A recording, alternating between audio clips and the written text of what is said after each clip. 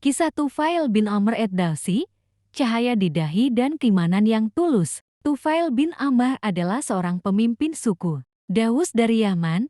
Ia dikenal sebagai penyair yang fasih dan dihormati oleh kaumnya. Ia datang ke Mekah ketika Rasulullah masih berdakwah secara terbuka, dan Quraisy sangat keras dalam menentangnya. Ketika Tufail tiba di Mekah, para pemuka Quraisy segera menemuinya dan berkata, "Wahai Tufail, engkau adalah seorang yang terpandang. Telah datang kepada kami seorang lelaki yang mengaku nabi. Ia telah memecah belah kaum kami. Ia memiliki ucapan seperti sihir. Hati-hatilah, jangan dengarkan sedikit pun dari ucapannya." Tufail, karena pengaruh mereka, menyumbat telinganya dengan kapas saat hendak ke Ka'bah agar tidak mendengar dakwah Rasulullah. Namun, saat di Ka'bah, ia melihat Rasulullah syalat dengan khusyuk dan membaca ayat-ayat Al-Quran. Tufail merenung, "Aku ini seorang penyair dan cerdas. Mengapa aku harus takut mendengar ucapan seseorang? Jika baik, akan kuterima. Jika tidak, akan kutinggalkan."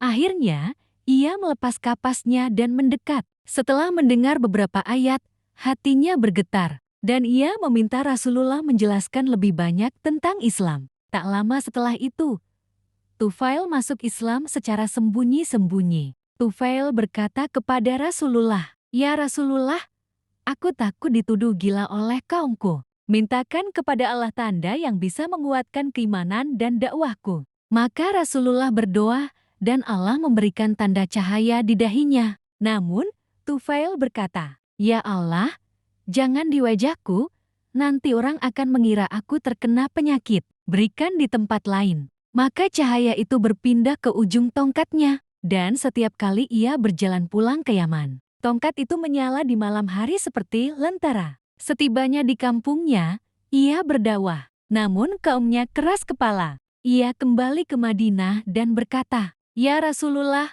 suku Daus membangkang. Doakan agar mereka binasa." Namun Rasulullah mengangkat tangannya dan berkata, "Ya Allah, berikan hidayah kepada suku Daus.